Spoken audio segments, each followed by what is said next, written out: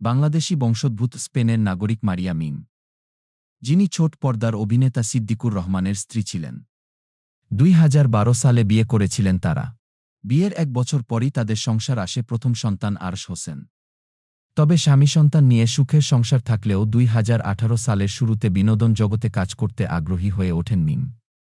বিষয়টি নিয়ে দুজনের মধ্যে শুরু হয় মনোমালিন্য, যা এক পর্যায়ে ডিভোর্সে রূপ নেয়। অবশেষে ২০১৯ সালে বিচ্ছেদের মধ্যে দিয়ে আলাদা হয়ে যান এই জুটি। এরপর পেরিয়ে যায় ৬ বছর। তবে নতুন করে আবারও সম্পর্কে জড়িয়েছেন সিদ্দিকের প্রাক্তন স্ত্রী মারিয়া মিম।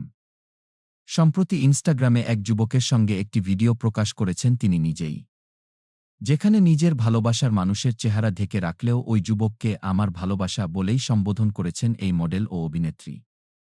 এমনকি বিষয়টি নিয়ে সম্প্রতি এক সাক্ষাৎকারে মারিয়া মিম জানিয়েছেন, খুব শিগগিরই প্রেমিককে বিয়ে করতে চলেছেন তিনি। তার কথায়, হ্যাঁ, আমি প্রেম করছি। তবে আমার বয়ফ্রেন্ড মিডিয়ার না। তিনি মিডিয়ার বাইরের লোক। সামনেই আমরা বিয়ে করব। মারিয়া মিম চান না তার সঙ্গে সিদ্দিককে জড়িয়ে কোনো প্রশ্ন তৈরি হোক। এই মডেল বললেন, সিদ্দিক তো আমার প্রাক্তন। ডিভোর্স হয়ে গেলে তার সঙ্গে দেখা করাটাও পাপ। তিনি আমার জন্য এখন একজন পরপুরুষ। প্লিজ, সিদ্দিককে আর জামাই বানায় দিয়েন না।